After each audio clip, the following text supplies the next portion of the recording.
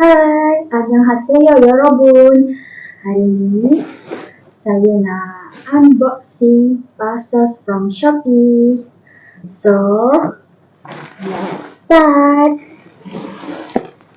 Kita mulakan dengan parcel yang pertama. Besarkan parcel ni. Ada kisah lucu di sebalik parcel saya ni. Nanti di akhir video saya ceritakan.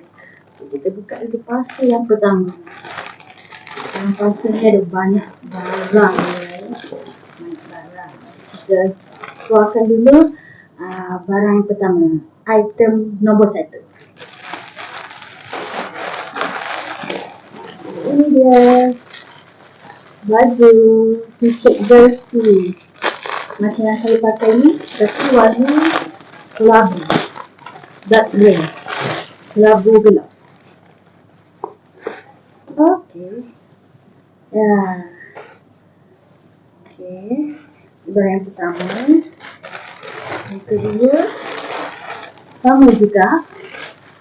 T-shirt jersey tapi warna sage green, hijau lembut.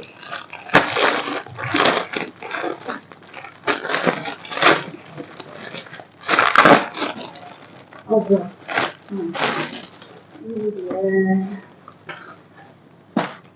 Yang saya tengah pakai ni army green, yang ini sage green. Okey. Item number 3. Kita ada handbag. Handbag warna brown. Simple je. Okay. Lepas tu item number 4. Lapis untuk dipadankan dengan handbag ini. Comel kan? Okay. Yang seterusnya kita ada tudung. Actually tudung ni saya order warna rich brown, tapi dapatnya warna ungu ya. Tak apalah, dia ada bagi free tudung lagi satu, so dimaafkanlah. Okay. And another item is sunscreen. Sunscreen from Cosmoderm. Okay. Another item. Next we have concealer from Pink Flash.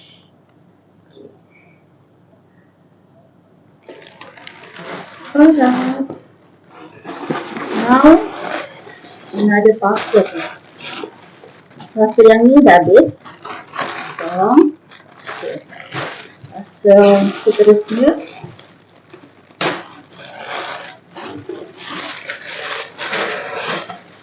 Ada kasut, sandal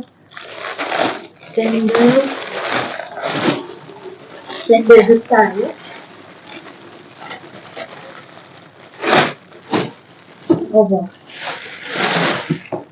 Ini dia. Alright. Lepas tu last parcel. Kita dalam ni ada banyak item. Not only one item but money. Okay. Item number 1.